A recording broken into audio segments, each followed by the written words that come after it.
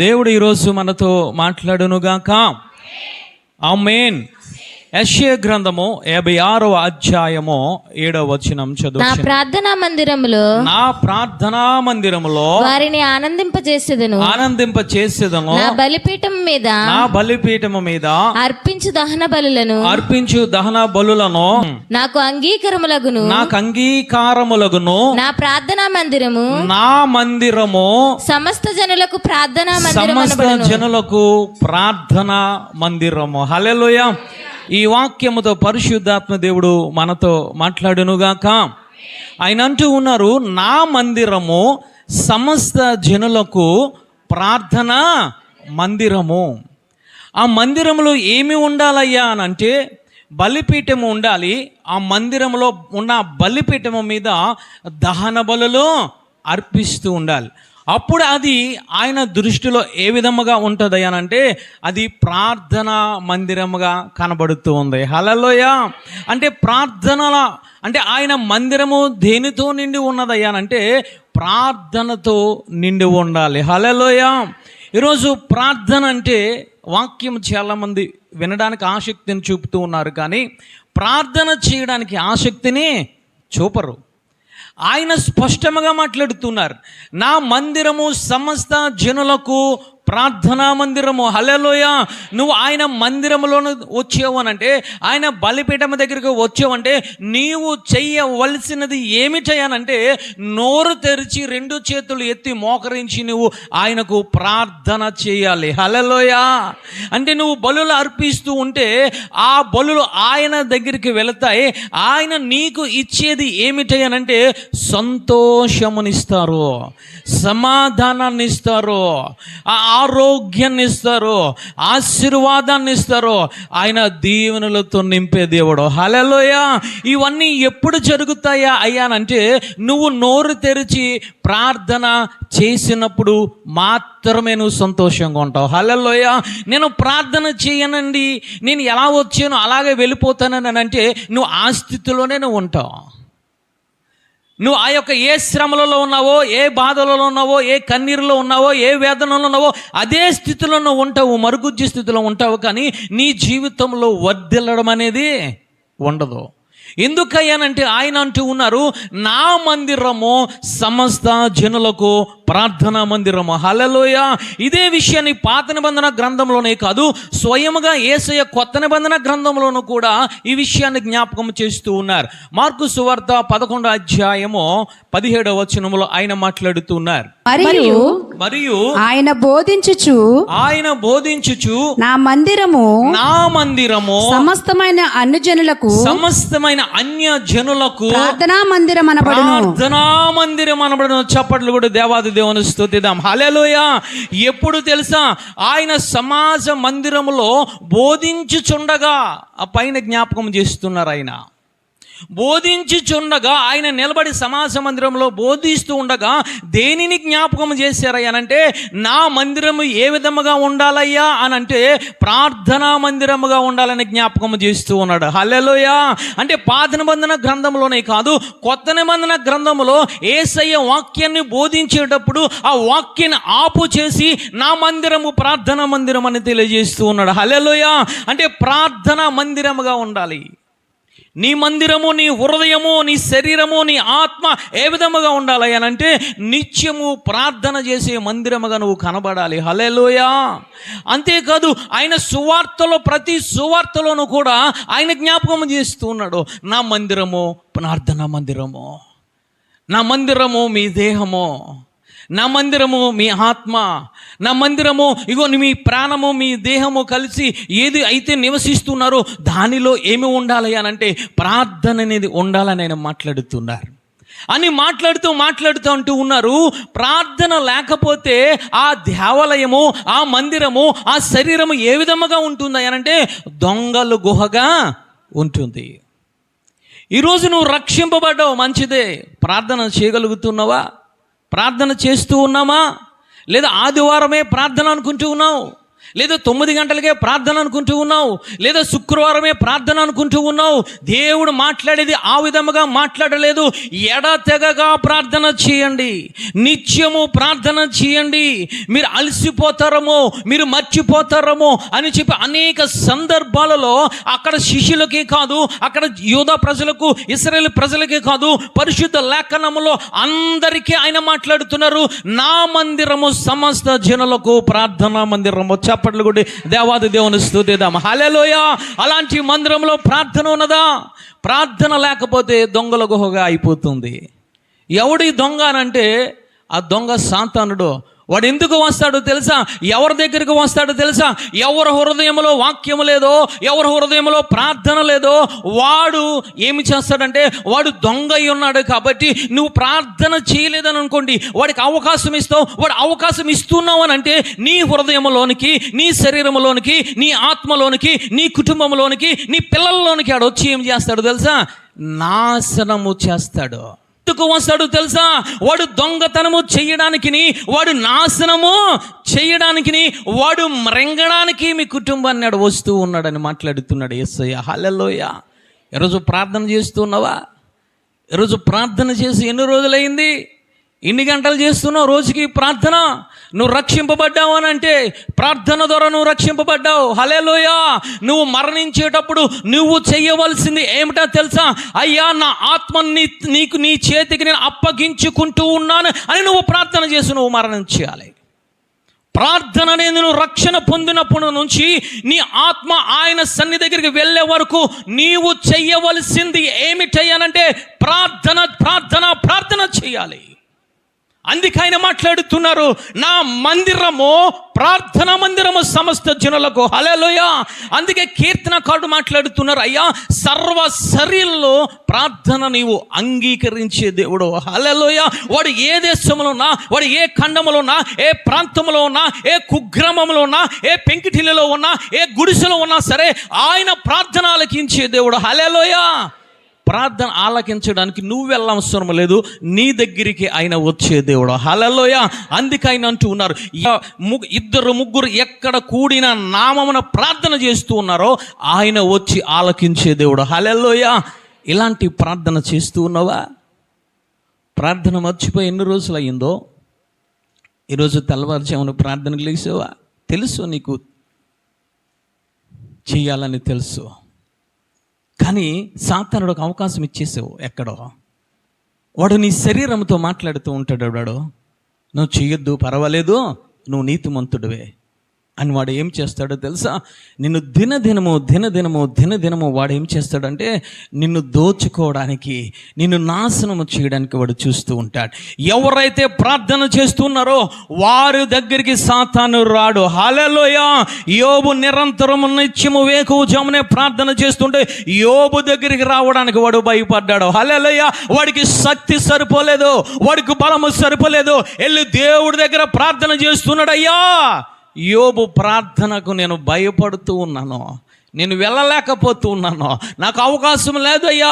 ఇదిగో నాకు చిన్న ఆ యొక్క స్కోపు కూడా వెళ్ళడానికి అవకాశము లేదు. ఈరోజు ప్రార్థన చేయగలుగుతున్నావా తల్లి? ప్రార్థన అనేది మనము ఏమి చేస్తున్నామనంటే మర్చిపోతూ ఉన్నాం. ప్రార్థన ఎవరో చేస్తారు అనుకుంటూ ఉన్నావు. నీ ప్రార్థనే నిన్ను పరలోక రాజ్యానికి తీసుకువెళ్తుంది. హల్లెలూయా. ఈ విషయాన్ని మర్చిపోతున్నావు. నీ పిల్లవాడు ప్రార్థన నేర్పించాడా? నీ పిల్లవాడే పరలోక రాజ్యానికి వెళ్తాడు. నీ బిడ్డకు ప్రార్థన నేర్పించేవా? ఆ ప్రార్థన దేవుని సన్నిధికి తీసుకువెళ్తుంది. నువ్వు ప్రార్థన చేస్తున్నావా? నీ ప్రార్థనను బట్టి వారు రక్షింపబడతారు, కానీ నీ బిడ్డలు, వారు, నీ కుటుంబ సభ్యులు రక్షణ పొందుతారు. కానీ వారు ప్రార్థన చేస్తే వారు మాత్రమే వారు ఏమి చేస్తారట? పరలోక రాజ్యానికి వెళ్తారు. హల్లెలూయా. నీ ప్రార్థన నీ కుటుంబ సభ్యులను కాపాడగలదు, కానీ నీ ప్రార్థన వారిని పరలోక రాజ్యానికి తీసుకువెళ్ళలేదు. ఇలాంటి ప్రార్థనని పిల్లలకి నేర్పండి. ఇలాంటి ప్రార్థన తల్లిదండ్రులు నేర్చుకోండి. ఇలాంటి ప్రార్థన ప్రతి ఒక్కరూ అన్యజనులకు సహితము అది ప్రార్థనా మందిరము. హల్లెలూయా. ఈరోజు మనం ప్రార్థన చేస్తూ ఉన్నామా? ప్రార్థన అంటే ఏమిటంటే హెబ్రీ పత్రిక 13వ అధ్యాయం 15వ వచనంలో ఆయన మాట్లాడుతున్నారు, కాబట్టి ఆయన ద్వారా మనము దేవునికి ఎల్లప్పుడూ స్తుతియోగం చేయుదుము అనగా ఆయన నామమును ఒప్పుకొనుచు జీవ ఫలములు అర్పించదము. హల్లెలూయా. అంటే జీవ ఫలములు అర్పించడం అంటే ఏమిటంటే ఆయన నామమును ఒప్పుకొని నువ్వు ప్రార్థన చేయడమే. హల్లెలూయా. ఈరోజు మనము ప్రార్థన చేస్తున్నావా? ఈరోజు నీ నోరు ఎందుకు ఇచ్చాడు దేవుడు? ఎందుకు ఇచ్చాడు? మా ఇంటి దగ్గర పని చేసే పని మనిషి వాళ్ళ ఆయనకి కాలు చేయ లాగేసిందని ఆ బిడ్డ పరిగెట్టుకుంటూ వెళ్ళిపోయింది. పార్ట్ అంతా పని చేయడం లేదట. నిన్నటి వరకు ఆరోగ్యంగా ఉన్నాడు, నిన్నటి వరకు బండి నడుపుతూ ఉన్నాడు, ఎంతో సంతోషంగా ఉన్నాడు. కానీ నిన్న 5 గంటల సమయానికి తన శరీరము తనకు అవకాశము లేకుండా పోయింది. ఏదో చేయాలనుకుంటూ ఉన్నాడు, చేయలేకపోతూ ఉన్నాడట. మాట్లాడాలనుకుంటూ ఉన్నాడు, మాట్లాడలేకపోతూ ఉన్నాడు. నడవాలనుకుంటూ ఉన్నాడు, నడవలేకపోతున్నాడు. కారణం ఏమిటో తెలుసా? అతను శరీరం అతనికి సహకరించలేదు. మధ్యాహ్న సమయంలో నాకు తెలిసిన వెంటనే ఆ బిడ్డను ఆదరించి, నువ్వు దేవుని దగ్గర ఒక మొక్కుబడి మొక్కుకోండి, మీరు క్రైస్తవులే కానీ దేవుని సన్నిధిలో బిడ్డ కనబడడం లేదు కాబట్టి ఆ సన్నిధిలో కనబడతానని చెప్పి నీ నోటితో ఒప్పించి తల్లి ఒకసారి ప్రార్థన చేయించు. దేవుడు ఏ విధముగా హాస్పిటల్కి తీసుకువెళ్ళాడో అంతకన్నా ఆరోగ్యవంతుడిగా దేవుడు నీ కుటుంబాల్లో నీ భర్తను కలుపుతాడు. ఏమిటో తెలుసా? ప్రార్థన మనం నేర్పించాలి, మనము ప్రార్థన చేయాలి. హల్లెలూయా. ఇక్కడ జీవ ఫలములు అర్పించడమే, ఆయన నామమును ఒప్పుకొనుచు ఆయన నామమును ప్రార్థన చేయడమే ఏమిటంటే జీవ ఫలములు అర్పించడము. హల్లెలూయా. ప్రార్థన అంటే గొప్ప గొప్ప పదాలతో లేదా ప్రాస పదాలతో లేదా నచ్చినట్లు కాదు. దేవుడు ఏ విధముగా నిన్ను ప్రేరేపిస్తున్నాడో నీకు వచ్చిన ప్రార్థన చేయడమే ఆయన అంటూ ఉన్నారు. హల్లెలూయా. ఈరోజు మనము ప్రార్థన చేస్తూ ఉన్నామా? ఆయన అంటూ ఉన్నారు, నీ మందిరము ప్రార్థన మందిరము. అంటే దాని అర్థం ఏమిటంటే అనేక సందర్భాల్లో ఆయన జ్ఞాపకం చేస్తూ ఉన్నారు, నీ దేహములో ఏమి ఉండాలి? నీ దేహంలో వాక్యం ఉండాలి, నీ దేహంలో ఆత్మ ఉండాలి అని మాట్లాడుతూ ఆయన మాట్లాడుతున్నారు. హల్లెలూయా. ఎందుకు తెలుసా? వాక్యం అనేది నీది కాదు, వాక్యం అనేది ఆయనది. హల్లెలూయా. ఆత్మ అనేది నీది కాదు, ఆత్మ అనేది పరిశుద్ధ ఆత్మదేవుడు అనేది ఆయనది. హల్లెలూయా.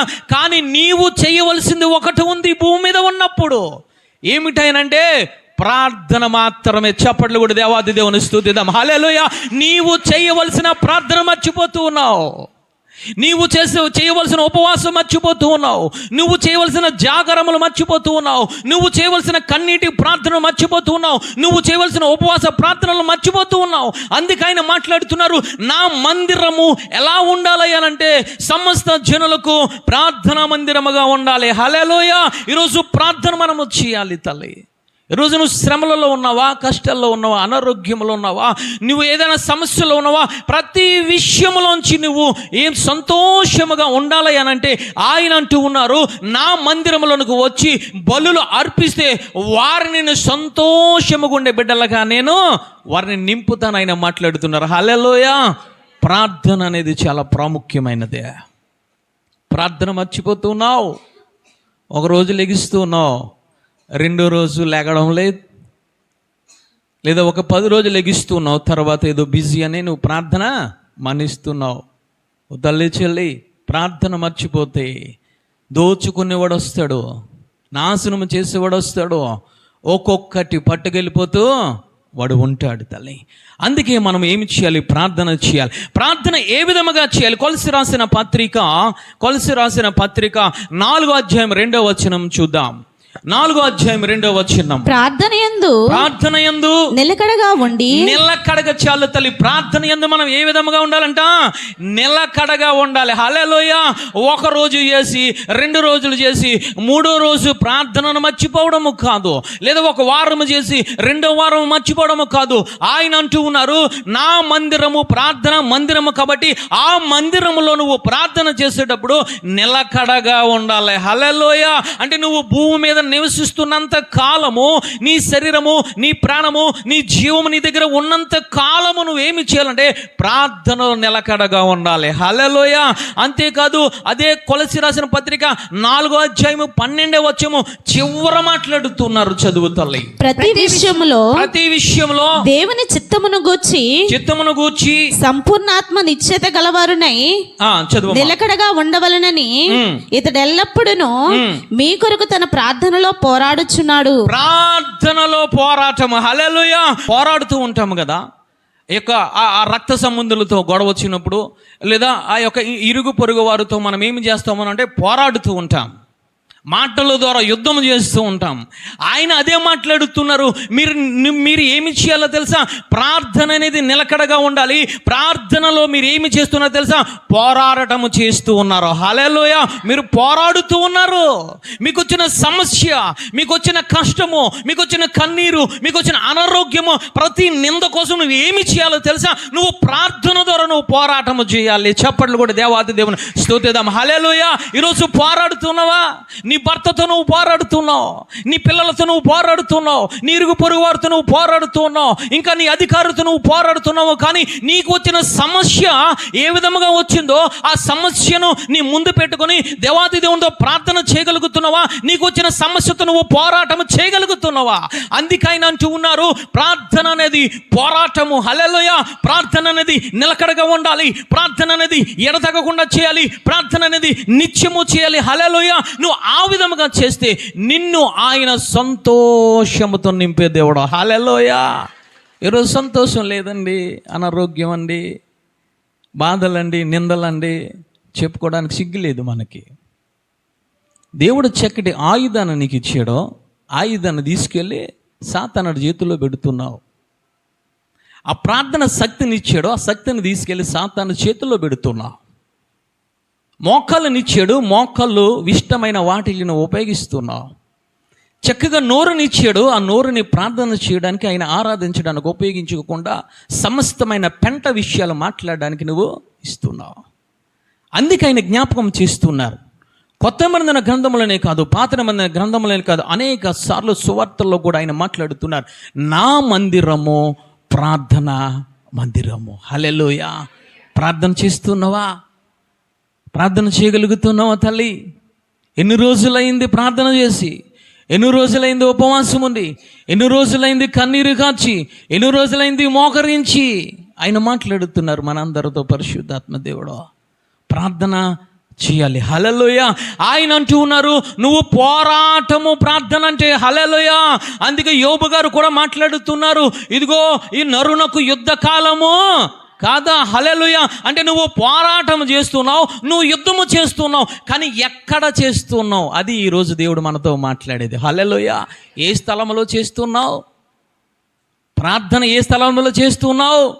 నీకు వచ్చిన సమస్యను బట్టి, నీకు వచ్చిన వేదన బట్టి, నీకు వచ్చిన కన్నీటిని బట్టి ఏ స్థలంలో నువ్వు ప్రార్థన చేస్తున్నావు, చేయగలుగుతున్నావు? నువ్వు పోరాటం ఎక్కడ చేస్తున్నావు? ఏ స్థలంలో చేస్తున్నావు? ఏ ప్రదేశంలో చేస్తున్నావు? ఎవరితో చేస్తున్నావు నువ్వు పోరాటం? పోరాటము చేయడానికి ఒక స్థలం అనేది నీకు కావాలి. ఆయన అంటున్నారు, ప్రార్థన అనేది పోరాటము, ఈ జీవితం అనేది పోరాటము. నీ ఆత్మ ఎందుకు ఇచ్చాడో తెలుసా? పరిశుద్ధాత్మ దేవుని ఎందుకు పొందుకున్నావో తెలుసా? నువ్వు పోరాటము చేయడానికి. హల్లెలూయా. నీకు వచ్చిన సమస్యను బట్టి నువ్వేమి చేయాలో తెలుసా? నువ్వు పోరాటము చేయాలి. నువ్వు పోరాటము చేయాలంటే నీకు ఒక స్థలం అనేది కావాలి. హల్లెలూయా. స్థలం అనేది కావాలి. ఈరోజు దేవుడు మాట్లాడుతున్నాడు మనతో, ప్రార్థన చేయడానికి ఏ స్థలంలో ఉండి నువ్వు ప్రార్థన చేస్తూ ఉన్నావు? హల్లెలూయా. ఒక స్థలం అంటూ కావాలి. ఏమిటి స్థలము? మొట్టమొదటిదనంటే 1 సమూయేలు గ్రంథం 1వ అధ్యాయం 10వ వచనం. హన్నా ప్రార్థన చేస్తుంది, ఒక స్థలాన్ని ఎంపిక చేసుకుంది, ఒక స్థలాన్ని ఏర్పాటు చేసుకుంది. ఆ చదువు తల్లి. బహు దుఃఖాక్రాంతురాలై వచ్చి యెహోవా సన్నిధిని ప్రార్థన చేయుచు, యెహోవా సన్నిధిని ప్రార్థన చేయుచు, బహుగా ఏడ్చుచు సైన్యములకు అధిపతియగు యెహోవా, నీ సేవకురాలునైనా నాకు కలిగిన శ్రమను చూచి నీ సేవకురాలునైనా నన్ను మరొక జ్ఞాపకము చేసుకుని జ్ఞాపకము చేసుకోమంటుంది. హల్లెలూయా. అంటే ఎక్కడికి వచ్చిందో తెలుసా? ఆయన మందిరములోనికి వచ్చింది. ఆమె ఏర్పాటు చేసుకున్న, ఆమె ఎక్కడ పోరాటం చేస్తుంది, ఏ స్థలంలో పోరాటం చేస్తుంది, ఏ ప్రదేశంలో పోరాటం చేస్తుంది అంటే మందిరమున ఎంపిక చేసుకుంది. చప్పట్లు కూడా దేవాది దేవుని స్తుతిద్దాం. హల్లెలూయా. ఆమెకు అనేకమైన నిందలు వస్తున్నాయి, అనేక రీతిలుగా ఏడుస్తుంది, గొగ్గులు పెడుతుంది, రోదన చేస్తూ ఉంది. కానీ సమస్య తీరడం లేదు, ఇంకా సమస్య పెద్దదైపోతుంది. అనేక మంది అనేక నిందలు ఆమె మీద వేస్తూ ఉన్నారు. కానీ ఆమె నేను పోరాటం చేయాలి, నేను ప్రార్థన చేయాలి, నేను ఇంటి దగ్గర కూర్చుంటే కుదరదని చెప్పి ఆమె ఒక స్థలమును ఏర్పాటు చేసుకుంది, ఒక పోరాట స్థలమును ఏర్పాటు చేసుకుంది. హల్లెలూయా. అది నా మందిరము. నేను షీలోహు మందిరములోనికి వెళ్ళిపోవాలి, నేను ఉపవాసం ఉండాలి, నేను కన్నీరు కార్చాలి, నేను రోదన చేయాలి, నా నిందను పోగొట్టుకోవాలి అని చెప్పి కన్నీరు కారుస్తూ ఉంటే దేవాతి దేవుడు దర్శనం ఇచ్చాడు. హల్లెలూయా. గర్భాన్ని తెరిచాడు. ఈరోజు నీ పిల్లల కోసము ఎక్కడ నువ్వు పోరాడుతున్నావు, ఏ విధముగా నువ్వు పోరాడుతున్నావు, ఏ ఆయుధాలను పట్టుకుని నువ్వు పోరాడుతున్నావు? తల్లి, నా బిడ్డ మారడం లేదంటున్నావు, నా పిల్లలు నా మాట వినడం అనుకుంటూ ఉన్నావు. కానీ నీవు పోరాడే స్థలం ఎక్కడ ఉన్నది? ఎక్కడ పెట్టావు నీ స్థలాన్ని? నీ మోకాలను ఎక్కడ పెట్టావు? ఎక్కడ నోరు తెరుస్తున్నావు? తల్లి హన్నా ఎక్కడ నోరు తెరిచింది, ఎక్కడ మోకరించింది, ఎక్కడ కన్నీరు కారుస్తుంది, ఎక్కడ విలపిస్తుంది తెలుసా? రొమ్ము కొట్టుకుంటూ ఆమె విలపిస్తున్నట్టు లేఖనం సెలవిస్తోంది. ఈరోజు నువ్వు ఎక్కడ ప్రార్థన చేస్తున్నావు? ప్రార్థన చేయగలుగుతున్నావా? పోరాటం చేయగలుగుతున్నావా? పోరాటం చేయడానికి ఒక స్థలం ఉందని నువ్వు మర్చిపోతున్నావు. హన్నా ఒక స్థలాన్ని ఏర్పాటు చేసుకుంది, ఒక ప్రదేశాన్ని ఏర్పాటు చేసుకుంది. నా మందిరము నేను వెళ్ళాలి, నా షీలోహు మందిరములోనికి నేను వెళ్ళాలి. నాకు వచ్చిన వేదన బట్టి, నాకు వచ్చిన కన్నీటిని బట్టి నేను దేవునికి ప్రార్థన చేయాలి, దేవుని పక్షాన్ని నేను పోరాడాలి, నా సమస్యను వినిపించుకోవాలి, నా కర్రీని తుడుచుకోవాలి, ఇదిగో నా గర్భను తెరవబడాలని చెప్పి ఎక్కడికి వెళ్ళింది అని అంటే మందిరములోనికి వెళ్ళింది. హల్లెలూయా. ఎక్కడికి వెళుతున్నావు? ఎక్కడికి వెళుతున్నావు? పరిశుద్ధాత్మ దేవుడు నీతో మాట్లాడుతున్నాడు. ఇక్కడ నీ బిడ్డల కోసం ఎక్కడెక్కడికి తిరుగుతున్నావు? ప్రార్థన మందిరమును విడిచిపెడుతున్నావు, కన్నీటిని విడిచిపెడుతున్నావు, మోకాళ్ళ జీవితాన్ని విడిచిపెడుతున్నావు, ఉపవాస ప్రార్థన విడిచిపెడుతున్నావు, పోరాడే స్థలాన్ని విడిచిపెట్టి ఎక్కడెక్కడ నువ్వు బయట తిరుగుతున్నావు? పరిశుద్ధాత్మ దేవుడు నీతో మాట్లాడుతున్నాడు. నువ్వు పోరాడే స్థలము ముఖ్యం. ఎక్కడ పోరాడుతున్నావు? తల్లి, నీ ఇష్టం వచ్చిన స్థలంలో పోరాడడానికి కుదరదు. దేవుని మందిరంలోనికి నువ్వు రావాలి. రెండవదిగా సుంకరి, అయ్యా నేను పాపిని ప్రభు అని చెప్పి దేవాలయములకు దూరముగా ఉండి కళ్ళు దించుకొని రొమ్ము కొట్టుకుంటూ ప్రార్థన చేస్తూ ఉన్నాడు. తల్లే, ఎక్కడ చేస్తున్నావు? నీకంటూ ఒక మందిరం ఉందే, ఆ మందిరంలోనికి రాగలుగుతున్నావా? ఉపవాసం ఉండి ప్రార్థన చేయగలుగుతున్నావా? తల్లి, అంతేకాదు హన్నా 84 సంవత్సరముల వృద్ధాప్యములో ఉన్నది. భర్త చనిపోయాడు, కానీ ఇంటి దగ్గర లేదో. నేను సురక్షితముగా ఉండాలంటే, నా వేదనంతా పోవాలనంటే నాకు నీవే దిక్కు అని చెప్పి 84 సంవత్సరం వృద్ధాప్యంలో ఉండి ఏమి చేస్తుందో తెలుసా? అన్న నిరంతరము ప్రార్థన చేస్తుంది. తల్లి, హల్లెలూయా. నువ్వు వృద్ధాప్యంలో ఉన్నావేమో, నీ భర్తను నువ్వు కోల్పోయావేమో, నీ బిడ్డల కోసం అంగలార్చాలన్నా, నీకు ఆరోగ్యం రావాలన్నా, నీ సమస్య నుంచి పైకి లేవనెత్తబడాలన్నా నువ్వు ఎక్కడికి రావాలో తెలుసా? మందిరములోనికి నువ్వు రావాలి. హల్లెలూయా. నువ్వు యుద్ధము చేసే సమయమో, నువ్వు యుద్ధము చేసే ప్రదేశమో ఆయన నీకు ఈరోజు నీకు బోధిస్తూ ఉన్నాడు. ఎక్కడ చేస్తున్నావు ప్రార్థన? ఎక్కడ చేయగలుగుతున్నావు ప్రార్థన? నీకంటూ ఒక స్థలం అనేది ఉండాలి. హన్నా మందిరంలోనికి వచ్చింది, సుంకరి మందిరంలోనికి వచ్చాడు. 84 సంవత్సరం వృద్ధాప్యంలో ఉన్న ఆ స్త్రీ ఎక్కడికి వచ్చింది అని అంటే మందిరంలో ఉండి ఎడతెగక విడవక ఉపవాస ప్రార్థనతో చేస్తుందట. హల్లెలూయా. చేయడం వల్ల ఏం పొందుకున్నారో తెలుసా? హన్నా గర్భమును పొందుకుంది, సుంకరి పాప క్షమాపణ పొందుకున్నాడు, హన్నా దేవుని దర్శనము పొందుకున్నది. హల్లెలూయా. ఈరోజు నీ స్థలం ఎక్కడ ఉంది? ఒకటి ప్రశ్న వేస్తున్నాడు పరిశుద్ధాత్మదేవుడు మనందరికీ. ఎక్కడ నువ్వు పోరాటం చేస్తున్నావు? ఏ ప్రదేశం ఎన్నుకున్నావు? ఏ ప్రదేశంలో నువ్వు ప్రార్థన చేస్తూ ఉన్నావు? తల్లి, నీకు సంతోషము కావాలంటే నువ్వు ప్రార్థన చేయాలి. అదైనా ఎక్కడ చేయాలో దేవుడు ఈరోజు నాతో మాట్లాడుతున్నాడు. హల్లెలూయా. ఒకటి ప్రార్థన చేసేది దేవుని మందిరము. హల్లెలూయా.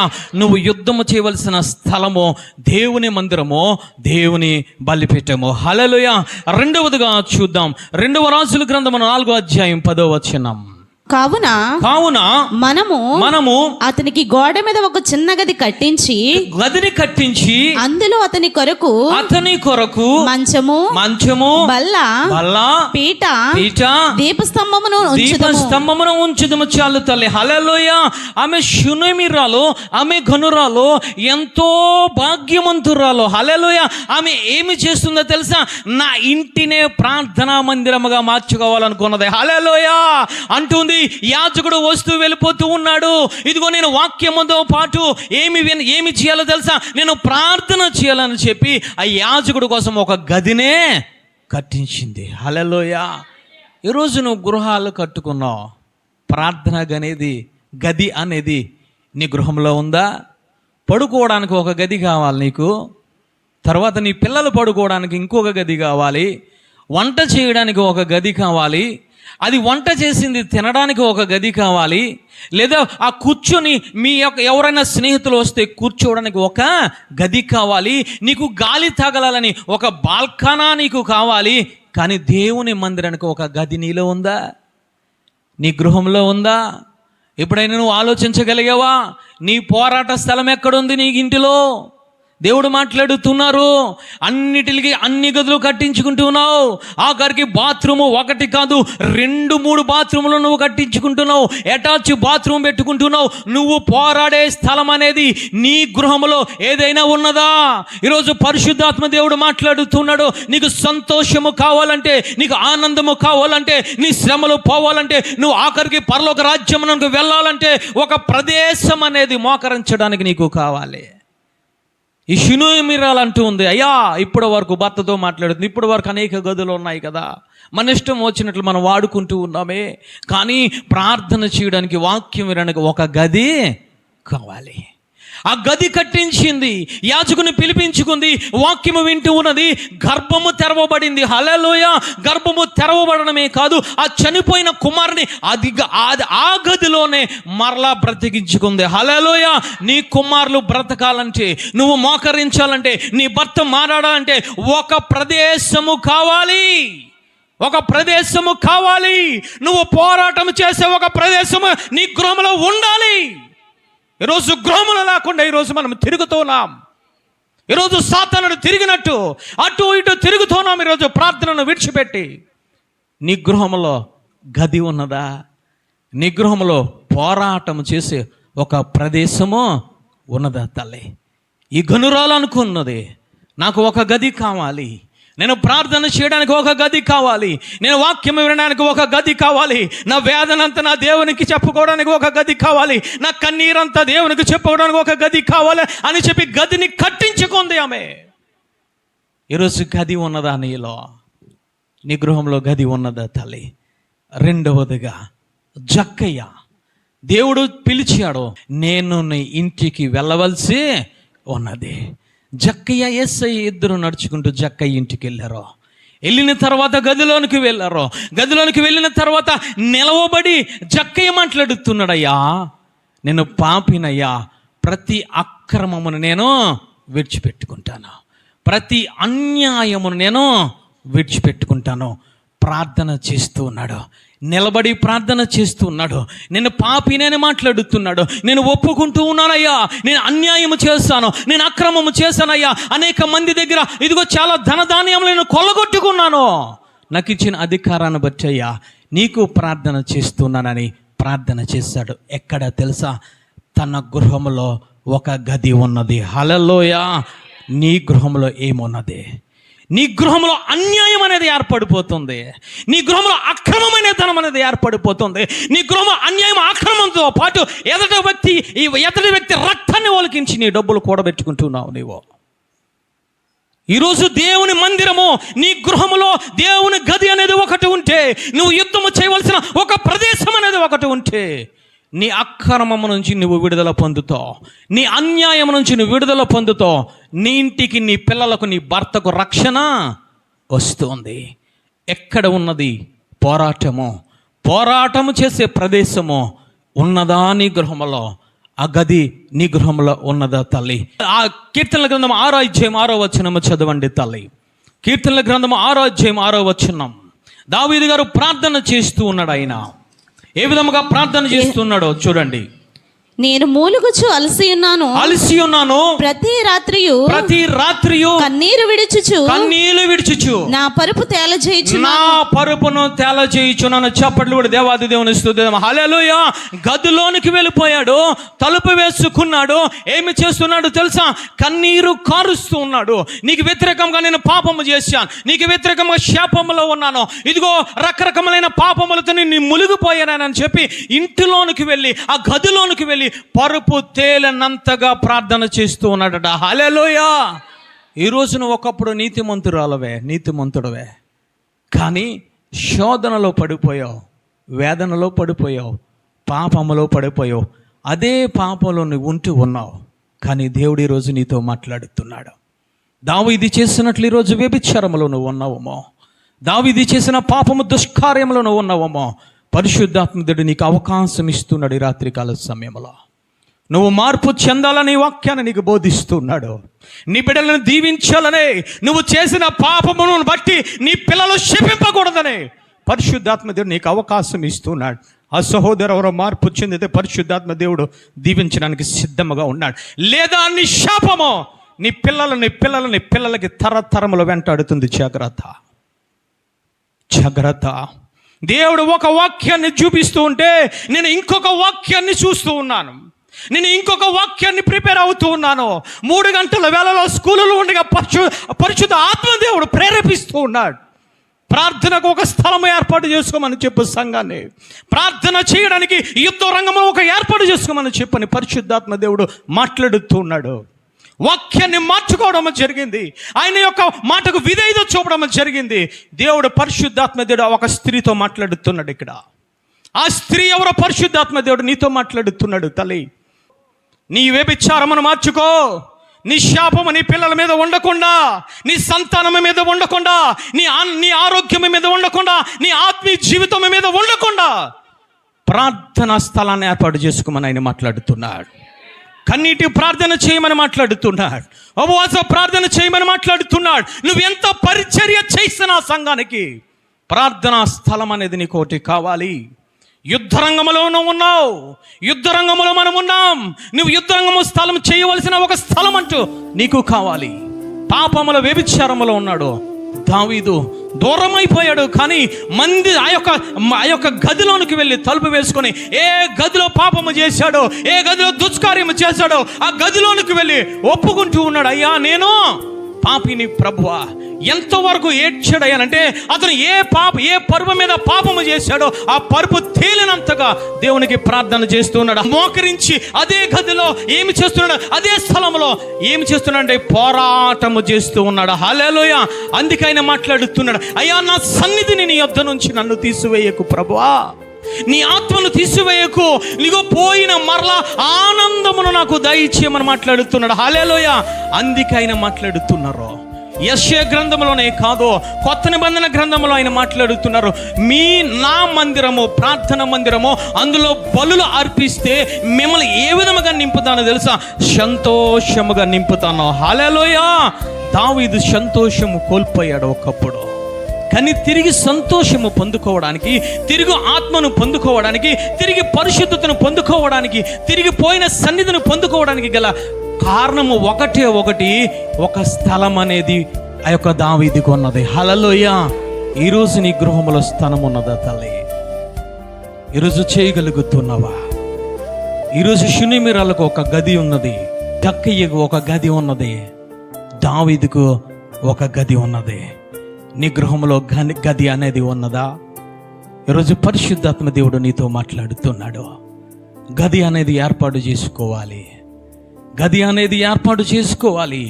అంతేకాదు, ఆ ఆర్థిక ఇబ్బందులతో సతమతమవుతుంది ఒక తల్లి. అయ్యా, నేను యాజకుని భార్యను, నా భర్త అప్పులు పాలు చేశాడు, నా పిల్లల్నే తీసుకుని వెళ్ళిపోతూ ఉన్నారు. వెంటనే ప్రవక్త ఎలీషా మాట్లాడుతున్నాడు, నీ గదిలోనికి వెళ్ళి నువ్వు తలుపు వేసుకొని ప్రార్థన చెయ్యి.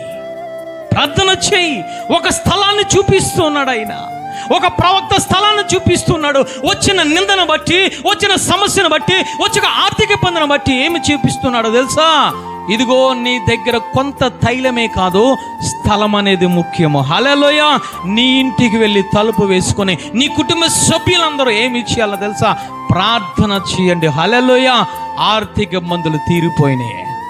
ఈరోజు ఆర్థిక ఇబ్బందులు సతమతం అవుతున్నావా? పరిశుద్ధాత్మ దేవుడు మాట్లాడుతున్నాడు, నీవు పోరాడడానికి ఒక స్థలము కావాలి, ఒక స్థలము కావాలి, నీ గృహంలో ఒక స్థలము కావాలి, ఒక గది కావాలి. ఆయన మాట్లాడుతున్నాడు తల్లి. ఈరోజు గది అనేది ఉన్నదా తల్లి? అంతేకాదు, ఆత్మను పొందుకోవడానికి కూడా ఒక గది కావాలి. హల్లెలూయా. దేవుడు మాట్లాడుతున్నారు, మీరు మేడ గదిలోనికి వెళ్ళి కన్నీరు కార్చండి, మీరు పరిశుద్ధాత్మ దేవుని పొందుకుంటారు. హల్లెలూయా. ఒక గదిని చూపిస్తూ ఉన్నాడు ఆయన. యెరూషలేము విడిచి వెళ్ళకండి, కానీ ఒక గదిలో ఉండి మీరు ప్రార్థన చేయండి. హల్లెలూయా. ప్రార్థన చేయగా వారందరూ కూడా పరిశుద్ధాత్మను పొందుకున్నారు. హల్లెలూయా. పరిశుద్ధాత్మ శక్తిని పొందుకున్నారు.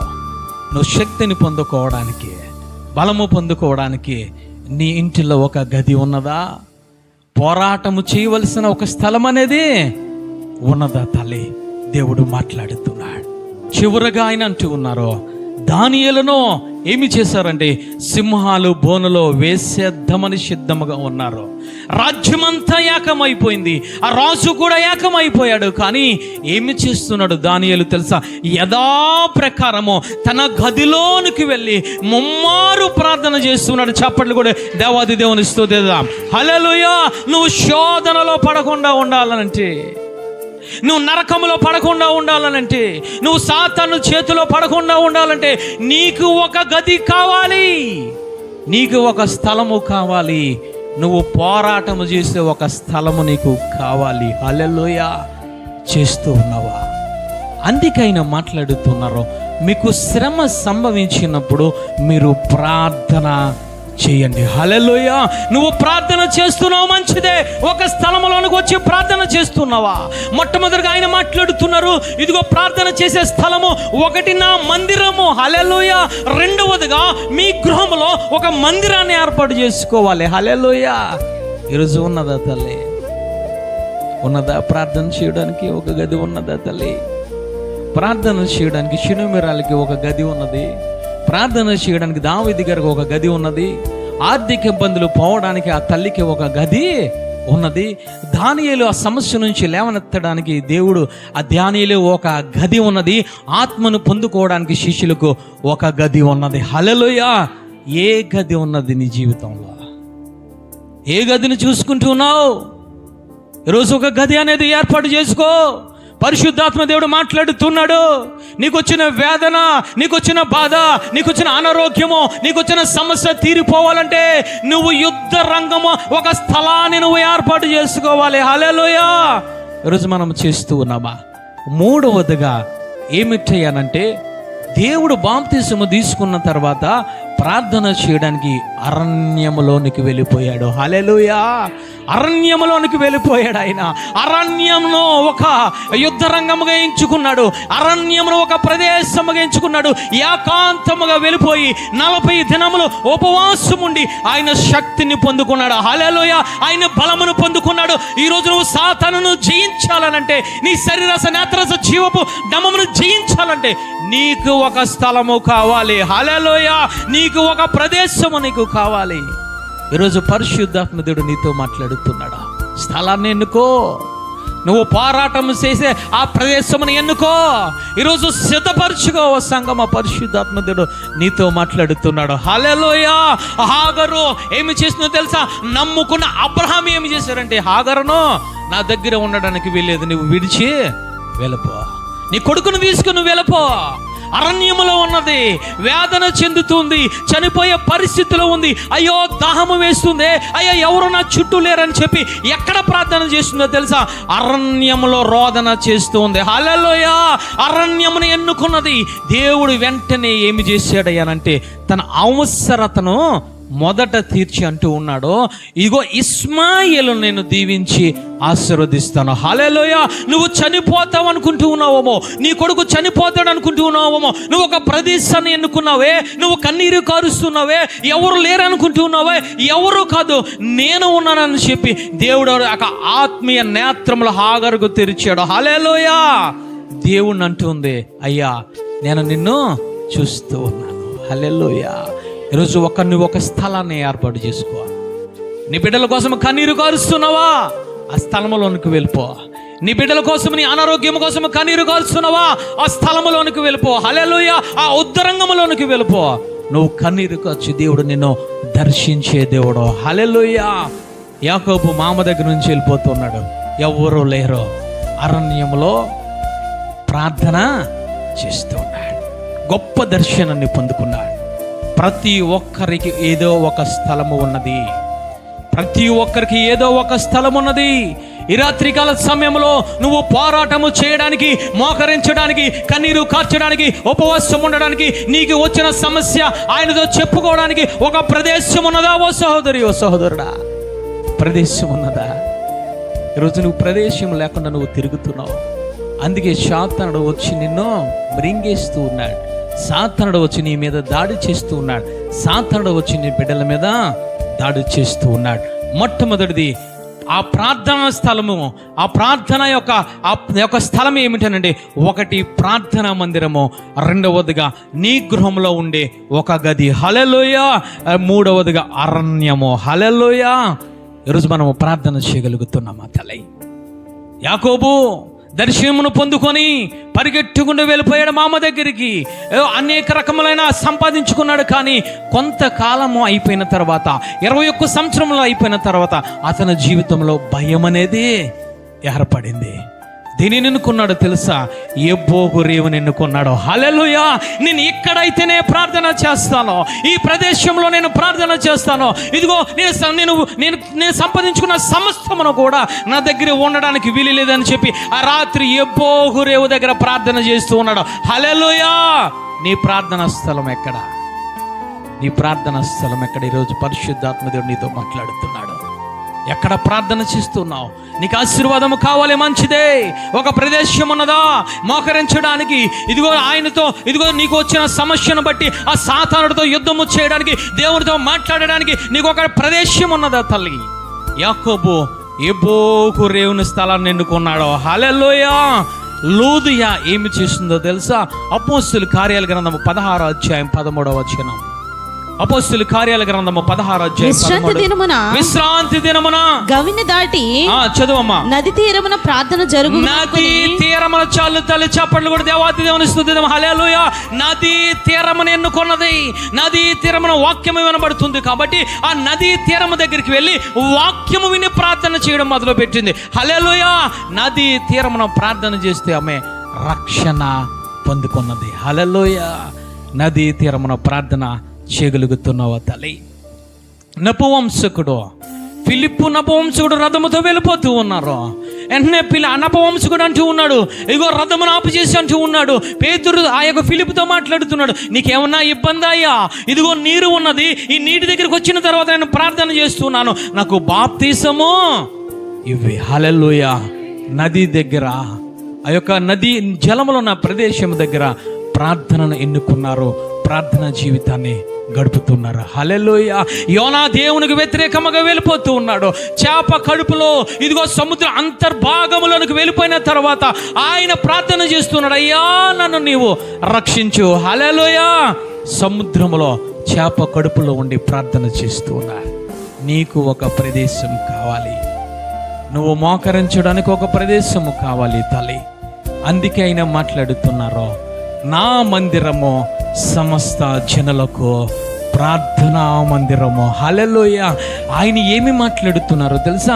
ఒకసారి చూద్దాం. రోమాపత్రిక 14వ అధ్యాయం 11వ వచనం చదవండి తల్లి, మనం ముగించుకుందాం. రోమాపత్రిక 14వ అధ్యాయం 11వ.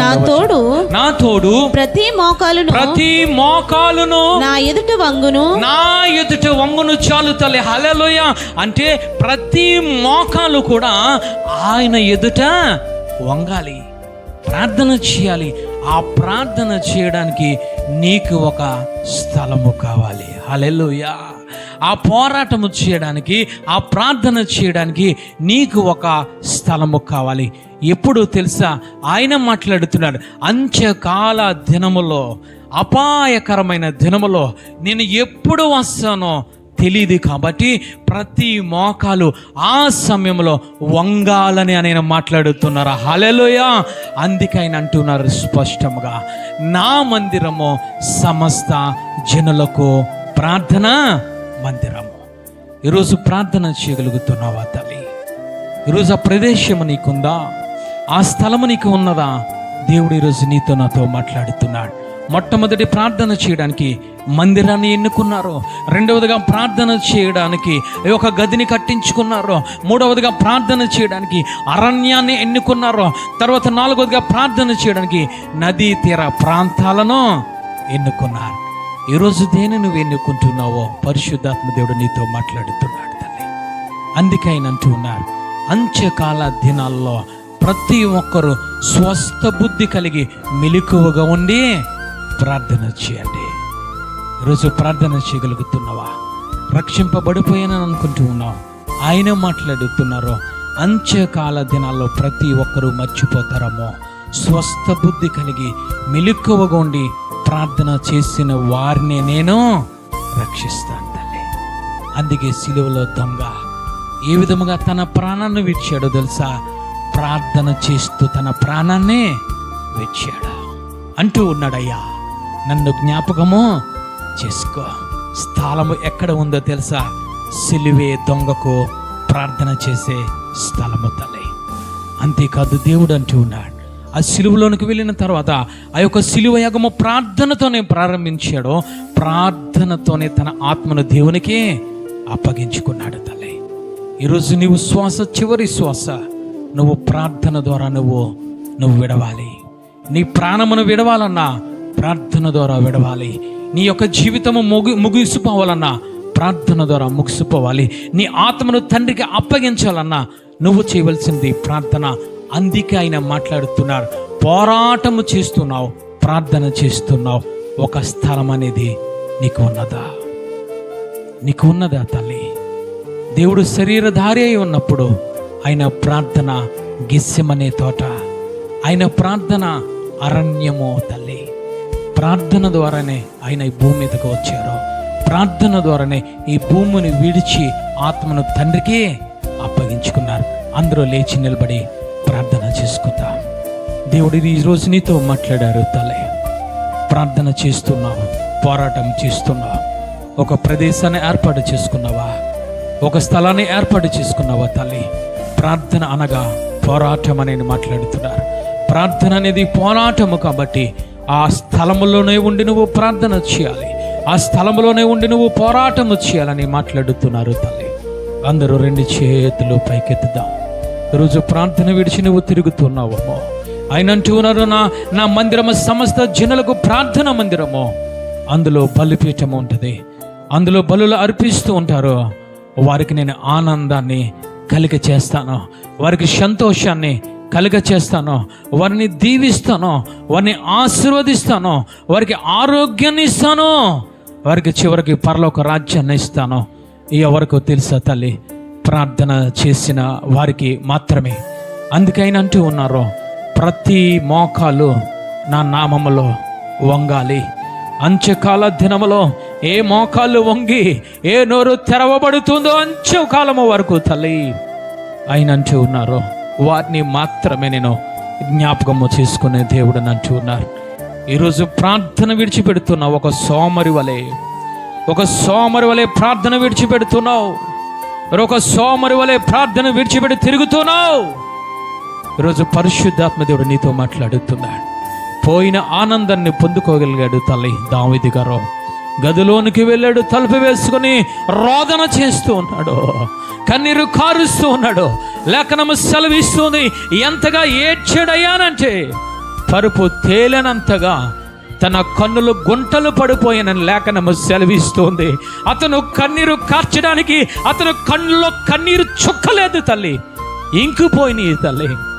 ఈరోజు అటువంటి బలమైన ప్రార్థనను విడిచిపెడుతున్నావు, ఆ స్థలాన్ని విడిచిపెడుతున్నావు తల్లి. ఈరోజు పరిశుద్ధాత్మ దేవుడు నీతో నాతో మాట్లాడుతున్నాడు తల్లి. ఈరోజు దేవుడు ప్రతి ఒక్కరితోనూ మాట్లాడాడు తల్లి. వాక్యానికి విధేయత చూపు సహోదరి, ఓ సహోదరుడా. ఏ పాపములో ఉన్నావో, ఏ శాపములో ఉన్నావో, ఏ సమస్యలో ఉన్నావో, ఏ ఆర్థిక ఇబ్బందులో ఉన్నావో, ఏ అనారోగ్యంతో నువ్వు బాధపడుతూ ఉన్నావో, ప్రార్థనా స్థలాన్ని నీకు చూపెడుతూ ఉన్నాడు ఆయన.